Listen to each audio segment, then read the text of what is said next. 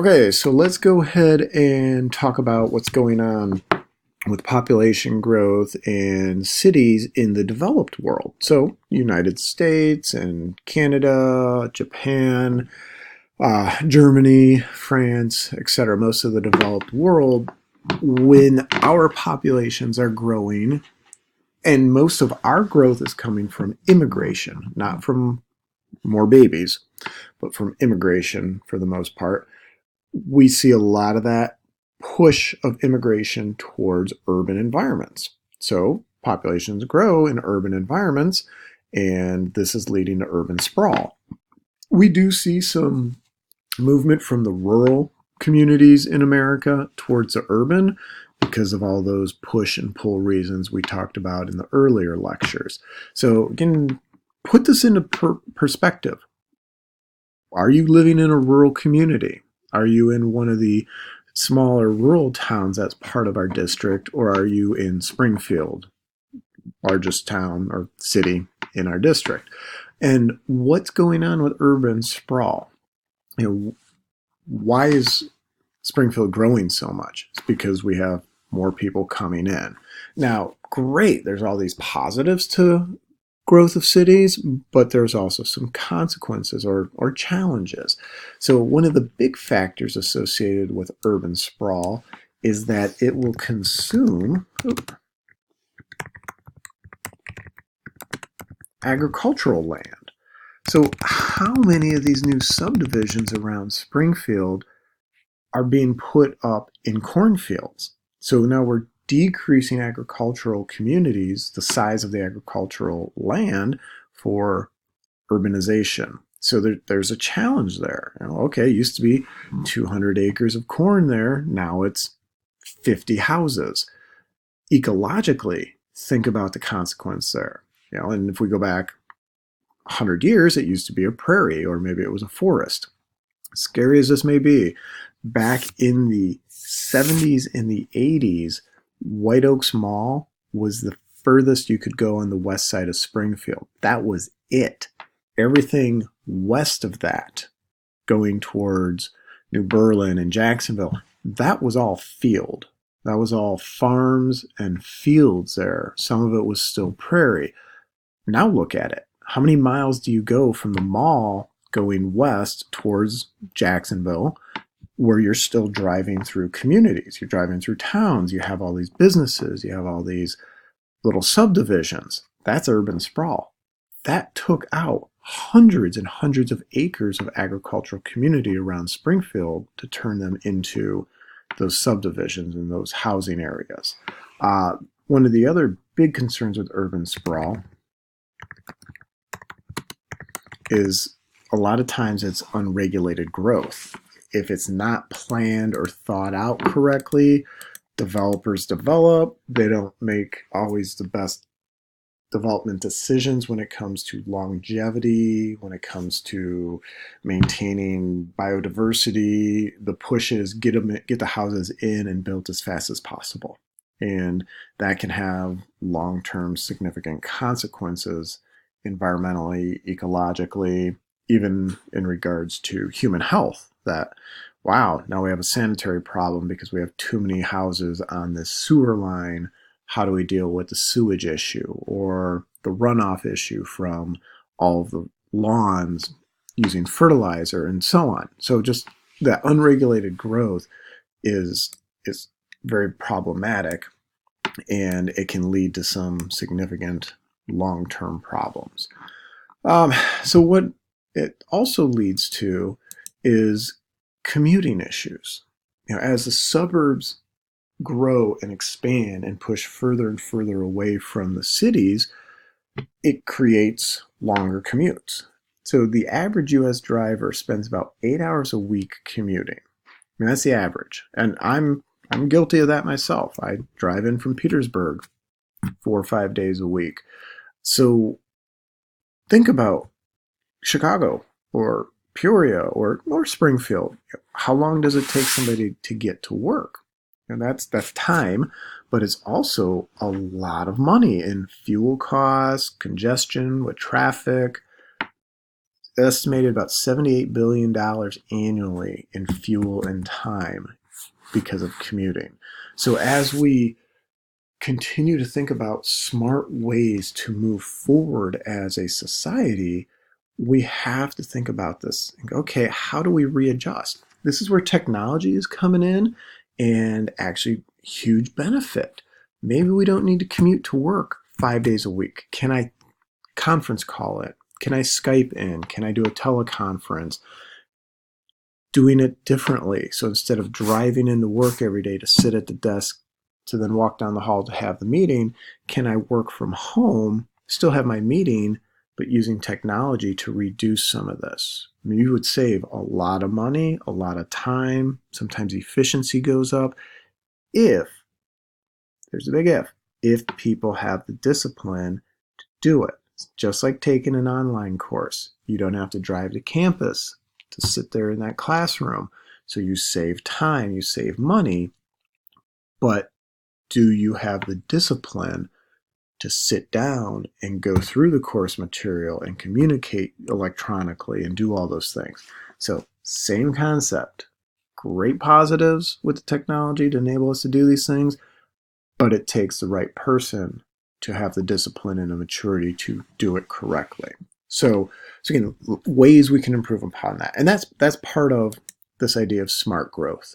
So as cities grow, can we apply smart growth principles where the growth is efficient and an effective use of the land resources and existing infrastructure? Let's use what we already have. Don't build new. Let's use the existing, maybe remodel, refurbish, reuse, reduce, recycle.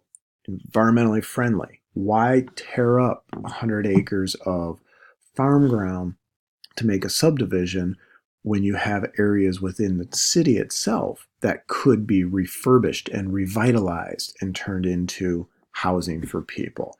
So smart growth has 3 key principles. Okay, make sure you remember these when we're moving forward. If you guys move towards environmental science with a policy, this becomes really, really important.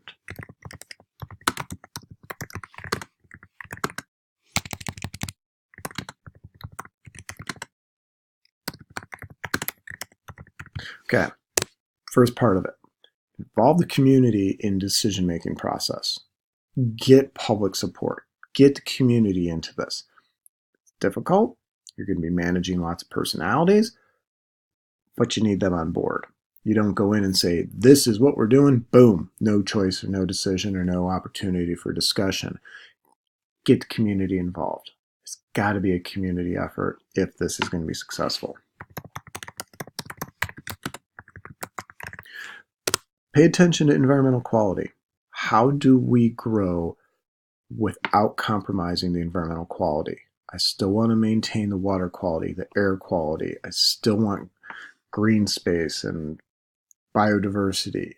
I need to pay attention to that because that will come back and have a big impact upon the health of your citizens as your city continues to grow. And let's work with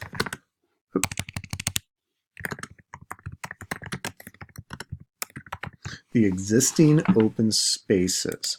Okay, don't make new.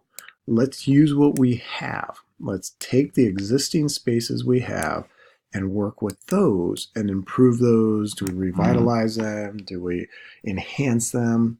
We have those spaces. Let's use what we have. Let's work with what we have. So you look at this picture, those are green roofs.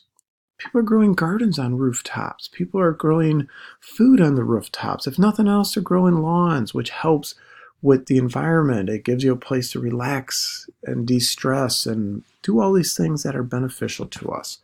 It doesn't take radical changes in our lifestyle. It takes awareness and education to move forward with this. But smart growth is how cities are going to become or are going to be able to be successful as their populations continue to increase in size. So what some countries are proposing and some countries are actually doing are creating these things called garden cities, where you have a neighborhood and you have a greenway in between, a neighborhood and a greenway. So you're not blocking your neighbors, but you're creating a native, natural buffer of vegetation.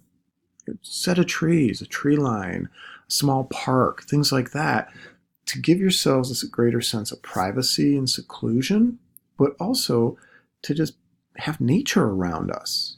Put some trees between you and your neighbor, not trying to be rude and disrespectful, but just to enhance nature. So then, oh, look at the squirrels, look at the birds, look at the wildlife in our backyard, because we have some of these greenways between our neighborhoods or between our individual homes. So there's a lot of opportunity in working with design of new cities and new neighborhoods or new communities. One of the ideas is what is called open space design, where we actually preserve landscapes. We build I don't want to call it urban sprawl, but we build the subdivision or the new housing community around existing landscape instead of the other way around. Don't bulldoze it all down, put the houses in, and then try to come back and figure out where to put the trees. Leave the trees where they're at. Build around it. Build your subdivision around existing landscape. Maybe there's a great lake. Build around a lake. Why build houses and then try to make a lake? It's working backwards. So what we want to do is use nature and these landscapes to tell us how to build or how to lay out the design of the community. So conservation development is a type of open space design. And this is where half of a subdivision is natural or is a natural area. Could be farmland, some kind of open space. Could be a park, could be a hiking trail, could be a whatever, but half of it. So here's a better picture. So you look at this, okay? So down here, let me get the pen out. Let's get some color. There we go. Okay, so you look at down here and you go, okay, they're going to make this little conservation area down. Oh, not the house, but down here, where all these houses are just butted up to each other with no native vegetation, nothing. Is that going to be real exciting? Is that going to be real, environmentally friendly? Is that going to be calming? Is that going to be something where you go, this is a good environment. I'm happy I'm living here. Versus the one on the bottom. So you take a look at the one on the bottom and same footprint, but look at how they designed it. All this green here, this represents vegetation. Woodlands, trees, native vegetation. So what you're doing is tucking your house into the vegetation, and in the center, oh, we got this nice big hill with some oak trees on it. We have lots of vegetation here. We got this big field down here. You still have almost the same number of housing units. The bottom one, you're going to lose a couple, but you're going to have a lot healthier environment, a lot happier environment, because people are going to be more relaxed driving into their neighborhood with all these trees and wildlife and things that help de-stress us. Think about the indirect value of wildlife and native ecosystems. You're going to have that in that bottom design compared to the top design. So the hope is, as developers are continuing to develop, some of these ideas get planted into their heads and they take this into consideration. As a buyer, people are shifting. We see more people moving towards this idea of, well, if I'm going to buy a house, I want it to be in some kind of community where there's this open space that we all get to share, we all get to appreciate, instead of me just with my little backyard and my fence and my grass. I want to be able to go walk down the block and go spend time in the park that's at the end of the neighborhood block. So we got to keep this in mind as cities continue to grow and urbanization continues to happen. How do we manage the growing human population?